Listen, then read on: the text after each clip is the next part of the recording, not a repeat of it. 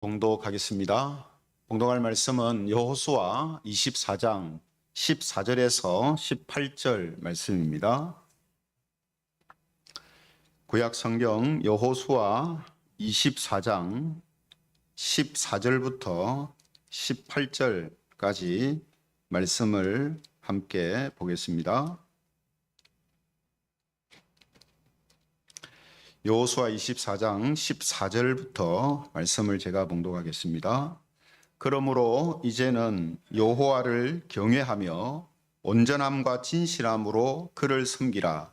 너희의 조상들이 강 저쪽과 애굽에서 섬기던 신들을 치워버리고 여호와만 섬기라.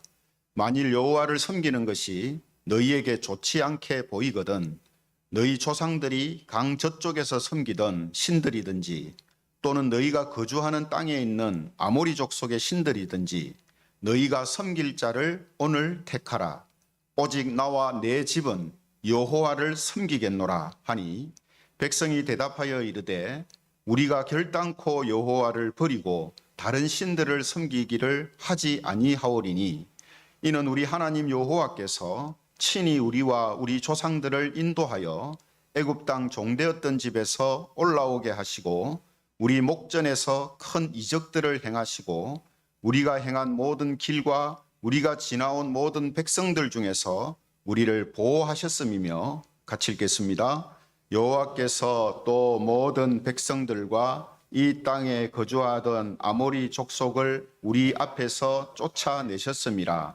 그러므로 우리도 여호와를 섬기리니 그는 우리 하나님이시니이다 하니라. 아멘.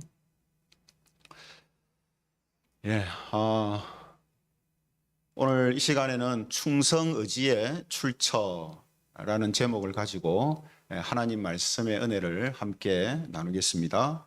충성의지의 출처. 지금 일본 도쿄에서는 올림픽이 진행되고 있는데요. 각 나라를 대표하는 선수들이 여러 종목에서 기량을 펼치고 있습니다. 이 올림픽 같은 큰 대회에 나올 정도의 선수라면 분명히 의지가 대단한 그런 사람들이다라고 말할 수 있습니다. 그래서 자기 한계를 극복하는 이런 훈련을 이제 감내를 해야 되는데 이 훈련을 견디려면 자기 의지가 없으면은 안 되기 때문에 분명히 이런 선수들은 굳은 의지를 가지고 선수를 하기로 결정을 했을 것입니다.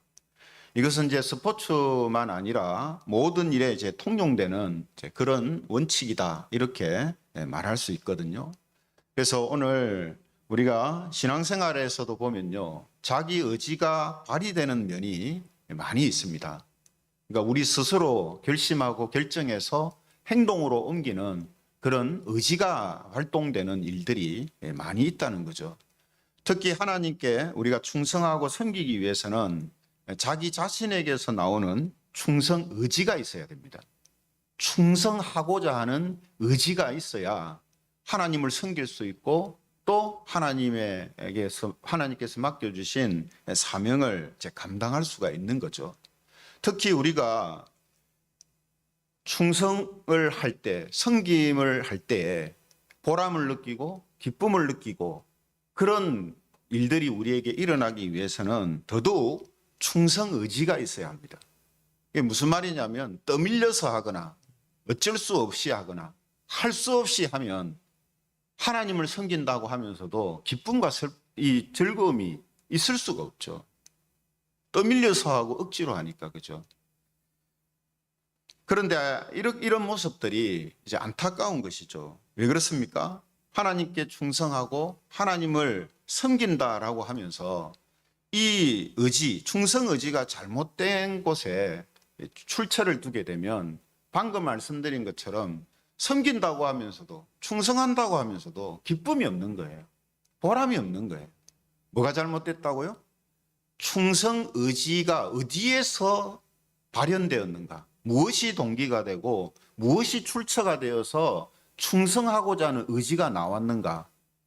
이 부분이 잘못되면 충성을 하고 섬기는데도 뭐가 없다고요? 기쁨과 즐거움이 없다라는 것입니다.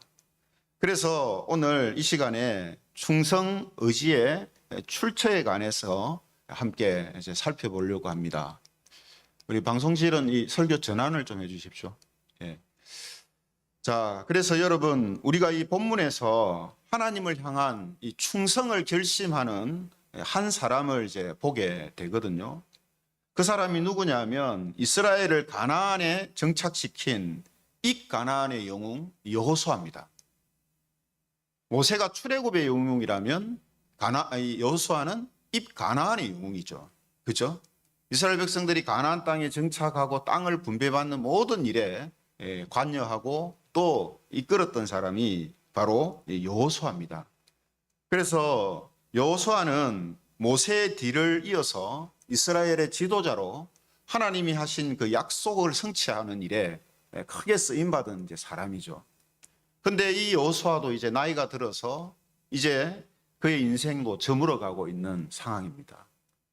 그래서 여호수아 24장은 여호수아 말년에 이제 기록된 그런 이제 성경이거든요. 그래서 여호수아 23장과 24장을 보면 여호수아가 이스라엘 백성들에게 유언을 하는 마음으로 마지막 당부와 권면을 하고 있는 그 내용을 이제 기록하고 있습니다. 그러니까 지금 여호수아 23장, 24장은 여호수아의 하나의 유언과 같은 이야기예요. 그 중에서 오늘 이제 본문은요, 여호수아가 하나님을 향한 자신의 충성 의지를 선언하면서 이스라엘 백성들도 하나님께 충성할 것을 권면하고 있다라는 것이죠. 그래서 여호수아는 15절에 보면, 오늘 본문 15절에 보면 이렇게 말하고 있는 것을 보게 됩니다. 만일 여호와를 섬기는 것이 너희에게 좋지 않게 보이거든 너희 조상들이 각 강저쪽에서 섬기던 신들이든지 또는 너희가 거주하는 땅에 있는 아모리 족속의 신들이든지 너희가 섬길 자를 오늘 택하라. 오직 나와 내 집은 여호와를 섬기겠노라. 오직 나와 내 집은 여호와를 섬기겠노라. 그러니 너희는 누구를 섬길 것인지 선택해라. 너희의 의지를 가지고 나는 어떤 신을 섬기겠다라고 선택을 하라. 이렇게 이야기를 하는 거거든요. 이스라엘 백성들이 어떻게 선택하든지 여호수아 자신은, 우리 집은 하나님을 향하여서 충성하겠다라는 의지를 지금 여호수아가 이제 밝히고 있는 것이죠. 여러분, 서두에 이제 언급한 것처럼요, 운동선수가 힘든 훈련과 연습을 감당해야 합니다. 그죠? 운동선수는. 그러면 그러기 위해서는 뭐가 필요하겠습니까? 자기 의지로 선택을 해야 돼요. 여러분, 운동 하나도 억지로 떠밀려서 선수 생활을 하게 되면요, 선수 생활이 너무 힘든 거예요. 자기가 하고 싶어서 하는 게 아니기 때문에.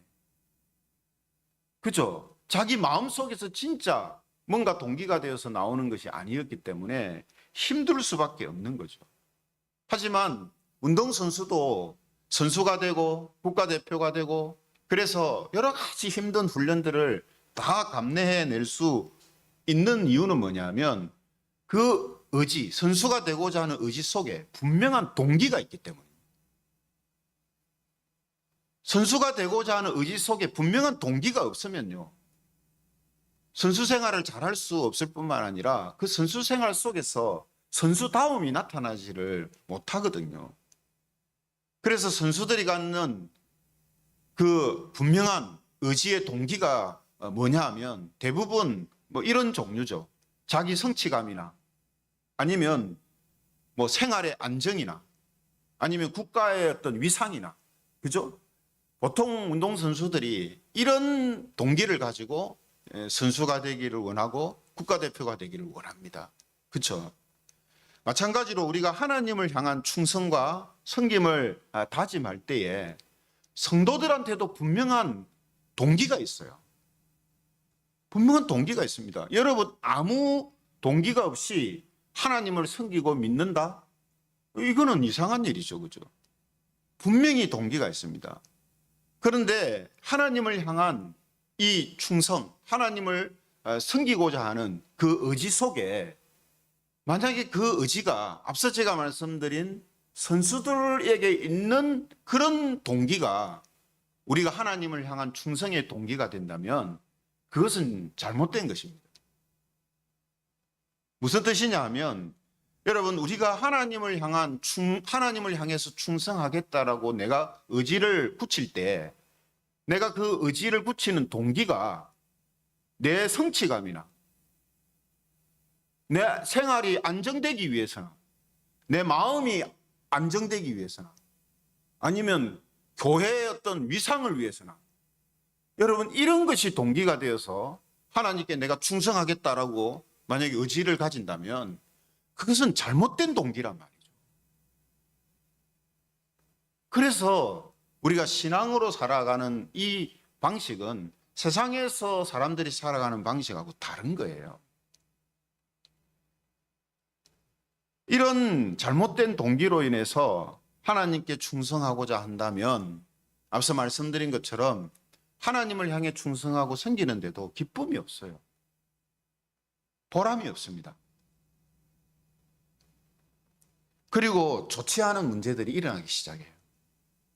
왜냐하면 동기가 잘못됐기 때문에 자기가 원하는 어떤 일들이 일어나지 않으면 어떻게 됩니까? 문제가 생기기 시작합니다. 자기 신앙에 문제가 생기고 교회와의 관계, 또 목회자와의 관계, 교인들과의 관계, 여기 문제가 생기기 시작하는 거예요.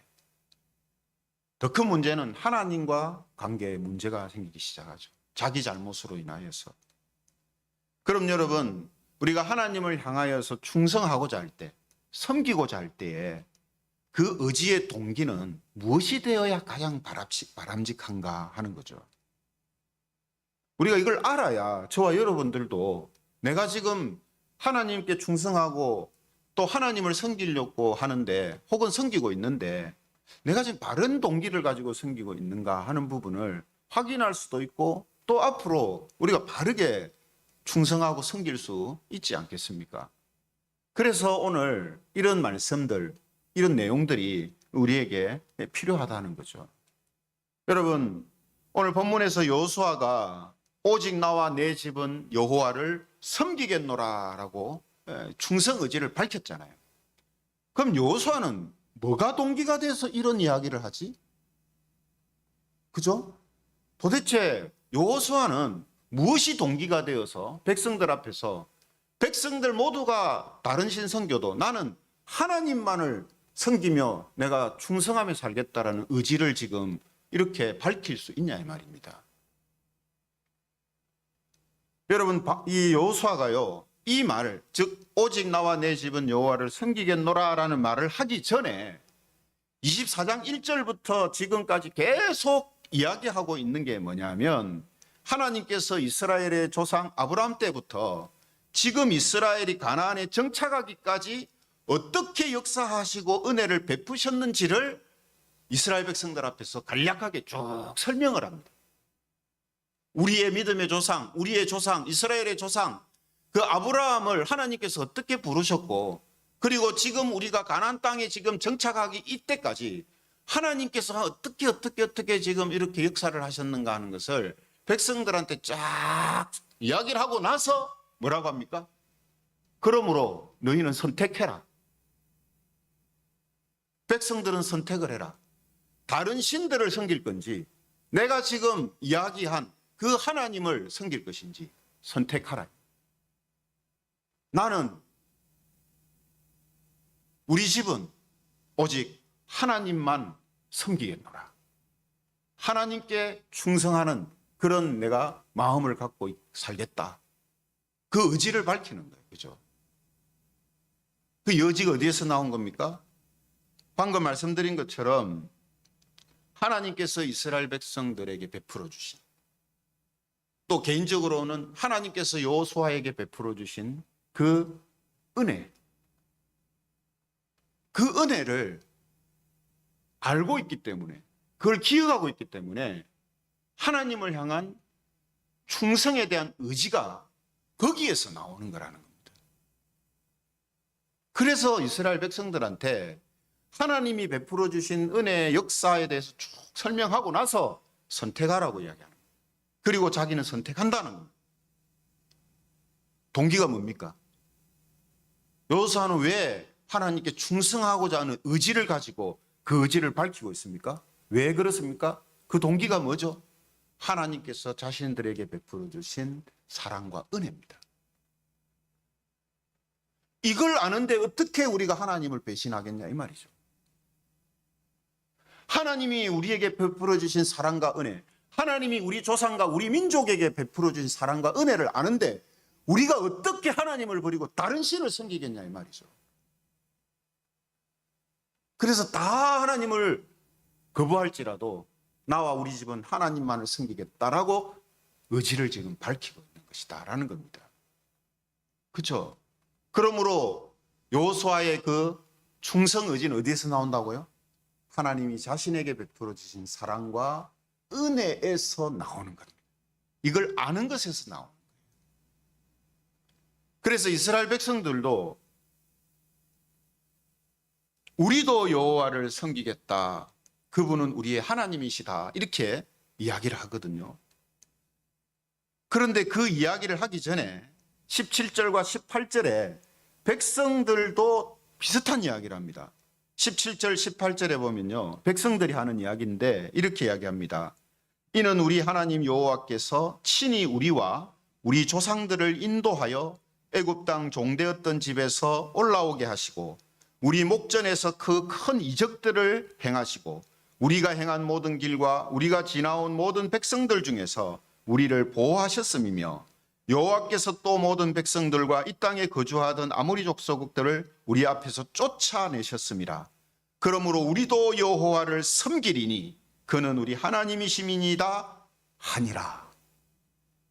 여러분, 성경이 우리에게 이런 부분을 지금 알려줄 때에 여호수아가 나와 우리 집은 여호와를 섬기겠다라고 밝혔을 때 백성들이 그 말을 듣고 그럼 우리도 당연히 하나님을 섬기겠습니다.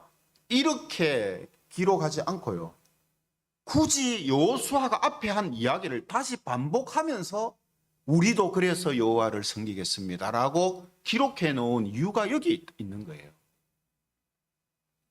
이스라엘 백성들도 지금 하나님만을 섬기겠습니다.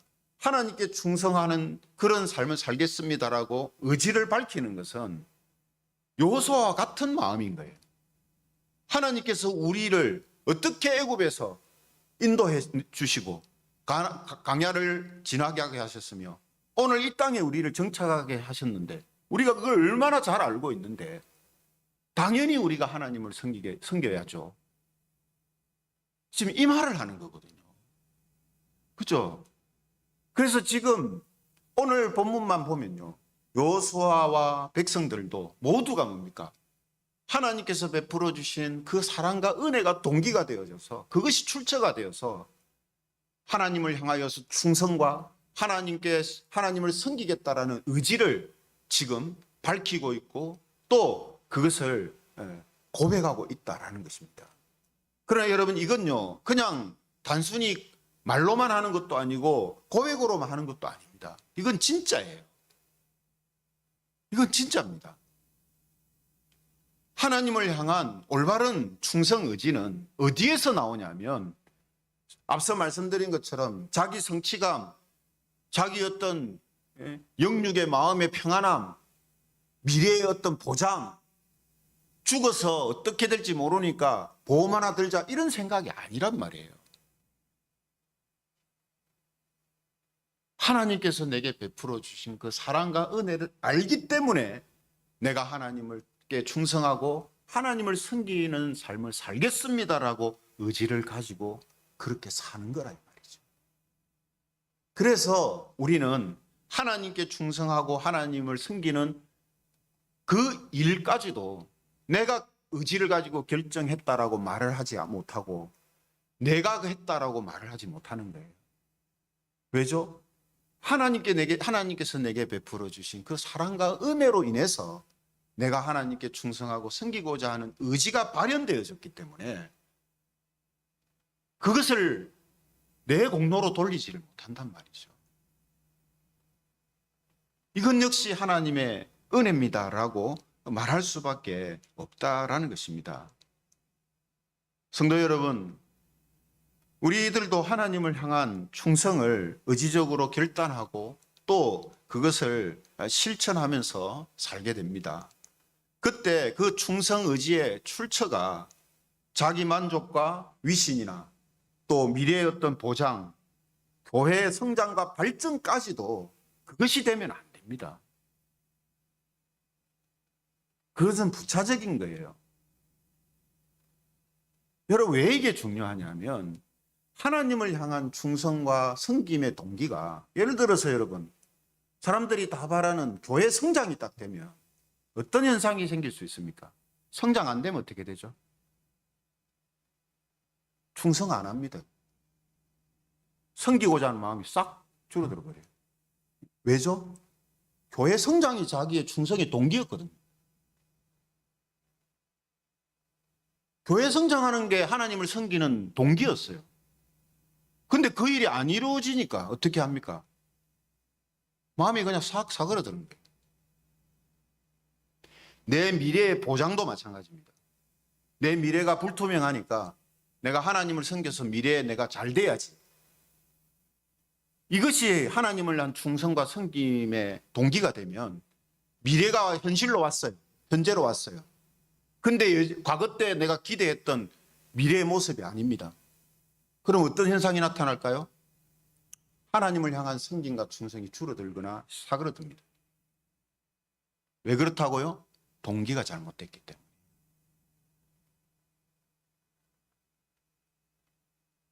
여러분, 우리는 한두 번씩 이런 것을 경험합니다. 우리가 어떤 작은 충성, 작은 섬김을 하려고 할 때도 이런 일들이 있어요. 그래서 여러분, 우리가 기독교에서 말하는 믿음이라는 것을 정말 잘 이해해야 합니다. 지난주 정말 저는 이 시편 말씀 큐티하고 설교하면서 제가 상당히 은혜를 많이 받았는데요.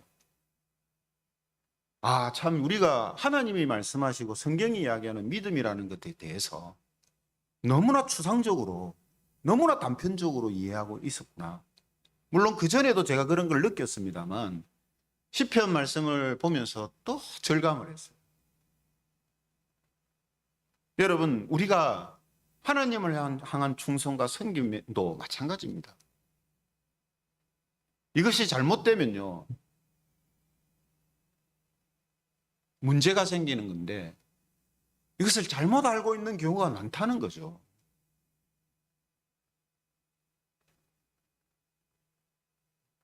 그래서 우리의 믿음을 자꾸 다른 사람하고 비교하게 되는 거예요. 나도 충성하고 나도 섬겼는데 저 사람은 좋은 일이 많이 생기고 나는 왜 내가 생각하고 기대하는, 기도하고 있는 좋은 일이 안 생겨? 그것은 믿음이라는 자리를 잘못 두고 있기 때문이에요. 반대의 경우도 마찬가지입니다. 아무리 자기가 원하는 거 바라는 것들이 하나님을 섬기고 충성함으로 인해서 이루어지는 일들이 일어났다 하더라도 그 사람의 믿음은 온전하고 바른 믿음이 될 수가 없습니다. 자기 원하는 대로 들어주는 하나님이라고만 생각하죠. 그러므로 우리가 하나님을 향하여서 충성하고 또 섬기려고 할 때 그 동기가 어디에 있어야 된다고요? 하나님이 우리에게 베풀어 주신 은혜와 섬김에 있어야 됩니다. 하나님이 우리를 어떻게 섬기셨는지. 여러분, 예수님께서 마태복음 20장 28절에 이런 말씀을 하셨습니다. 마태복음 20장 28절에 보면 인자가 온 것은 섬김을 받으려 함이 아니라 도리어 섬기려 하고. 예수님이 뭐하러 오셨다고요? 섬기려고 오셨다. 그래서 뭘 하셨는데요? 자기 목숨을 많은 사람의 대속물로 주려 함이니라. 예수님이 십자가에 달려 죽으시고 부활하 승천하신 것을 뭐라고 예수님은 설명하냐면 우리를 섬긴 것이다라고 이야기하세요. 우리를 섬긴 것이다. 그러니 여러분, 하나님이, 성자 예수님이 우리를 섬기셨는데 십자가 사건, 내게 일어난 구원 사건은 운 좋고 재수 좋아서 뽑기 하듯이 내가 뽑히는 그런 성격이 아닙니다, 여러분. 하나님이신 그분이 나를 섬기시는 사건이에요. 그래서 십자가 사건은 성도에게 충격이고 감사와 찬양이 나오는 사건이 되는 겁니다. 그 섬김을 알기 때문에, 그 섬김의 의미를 알기 때문에 성도들은 십자가 사건, 그 사건으로 인하여 구원받은 그 일 하나만으로 하나님을 향한 충성과 섬김을 다해도 전혀 아깝지 않다가 아니라 부족하다라고 생각하는 그런 삶을 사는 것이다라는 겁니다. 이게 바로 성도들이에요. 그래서 성경은 하나님께서 우리를 구원하시기 위하여서 오래전부터 어떤 일을 하셨고 어떤 일을 직접 하셨으며 또 앞으로 어떤 일을 하실 것인가에 대해서 우리에게 상세하게 가르쳐 줍니다. 무엇 때문입니까? 하나님이 우리를 구원하시기 위해서 어떻게 섬기셨는가? 어떻게 은혜를 베푸셨는가? 간접적으로 성경 말씀을 통해서 보고 듣고 깨달아라는 거예요. 아, 나는 그런 일 경험한 거 없는데요. 네가 모를 뿐이다. 저는 그런 거 받은 적 없는데요. 네가 모르기 때문에 모를 뿐이다. 하나님께서 우리에게 이러한 것들을 베푸시고 이러한 것들을 우리에게 주셨기 때문에 우리가 지금 이렇게 하나님의 백성으로 살아가고 있으며 하나님을 향한 충성과 섬김을 의지를 가지고 결정하고 우리가 나아갈 수 있게 되는 것이다라는 겁니다.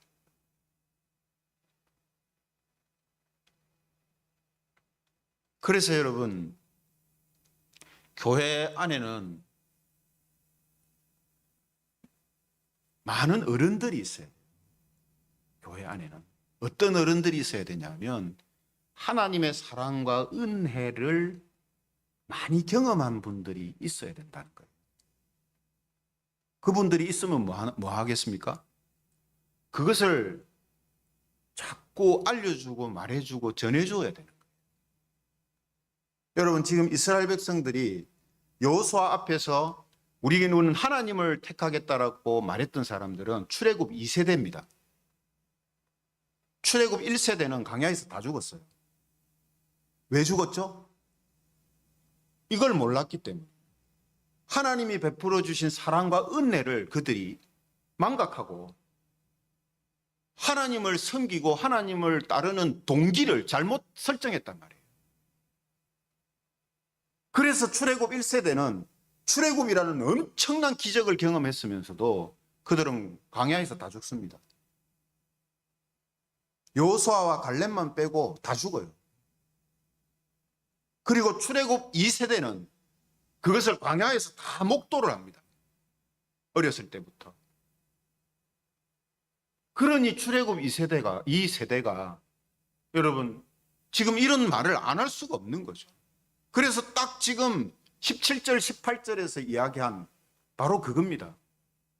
자기 아버지 부모님 할아버지 때에 있었던 그 일들, 자기들이 어릴 때 직간접적으로 보고 들었던 하나님의 역사, 그리고 지금 성인이 되어서 출애굽 후 가나안 땅에 지금 정착하면서 자신들이 직접 경험했던 그 하나님. 그래서 그들은 그 하나님을 알기 때문에, 그런 하나님의 역사를 알기 때문에 지금 이렇게 자기들이 충성 의지를 분명하게 밝히고 있는 거거든요. 근데 문제는 뭡니까? 이제 3세대, 4세대로 넘어가면서 오직 하나님만을 섬기겠노라 하는 신앙의 고백이 이어지지를 못합니다. 왜 그렇죠? 부모 세대가 그것을 후손들한테 충분하게 보여줘야 되고 충분하게 가르쳐줘야 되고 충분하게 알려주지를 못했다. 그 이유 중에 하나가 그런 이유라는 겁니다. 부모 세대가 경험한 하나님의 그 놀라운 사랑과 은혜, 그것을 다음 세대에 잘 전달하고 보여줄 수 있어야 돼요.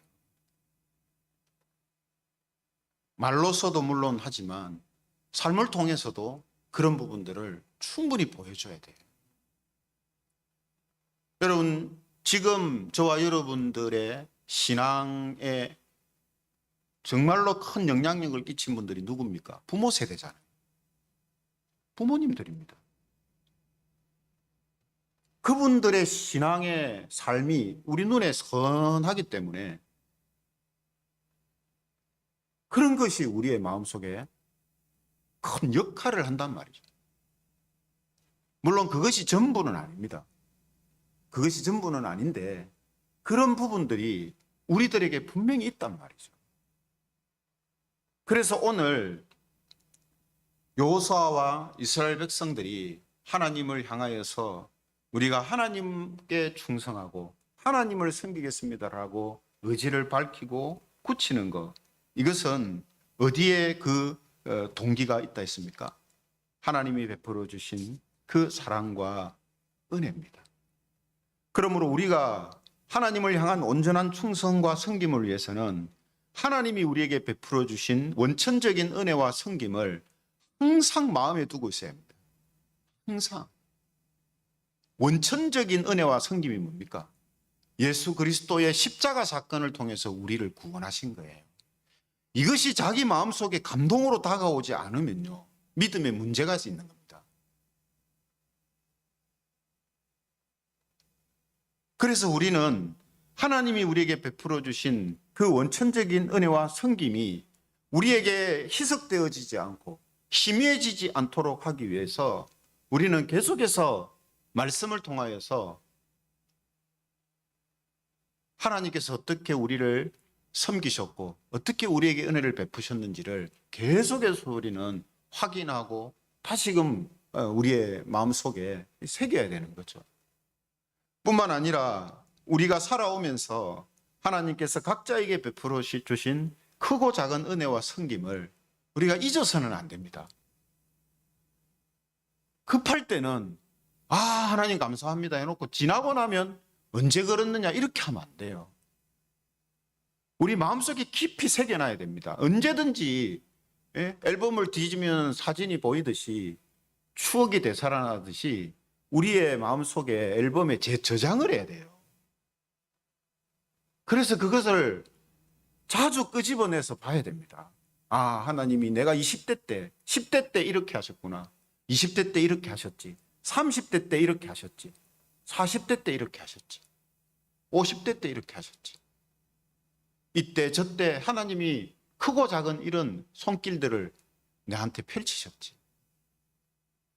항상 우리 마음속에 그것이 있어야 돼요.